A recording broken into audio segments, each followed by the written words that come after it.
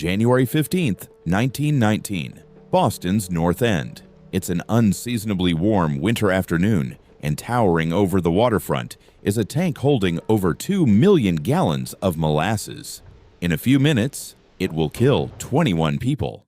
The tank belonged to the Purity Distilling Company. Molasses wasn't just for sweetening food, it was the key ingredient in industrial alcohol, used to make munitions during World War I. This tank, 50 feet tall and 90 feet wide, had been built in a rush, and it had been groaning, leaking, and creaking for years. Workers joked about it. No one fixed it. At 12:30 p.m., the tank gave way. Witnesses described a sound like machine gun fire as rivets shot loose. Then the steel walls ripped open, unleashing a wave of molasses over 2 stories high, moving at an estimated 35 miles per hour. It obliterated everything in its path.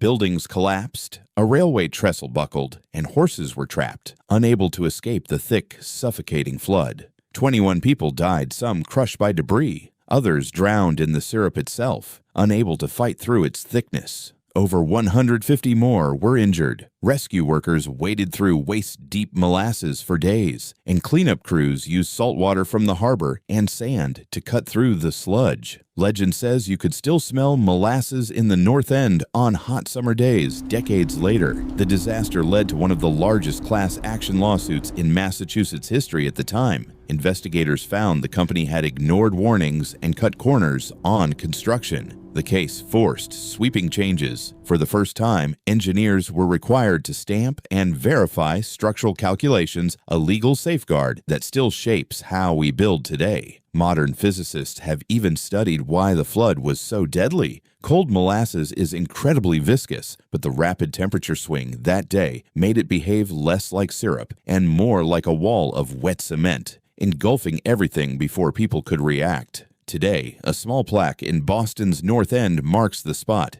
a quiet reminder that even the sweetest substance in the world can turn catastrophic when no one's watching the cracks.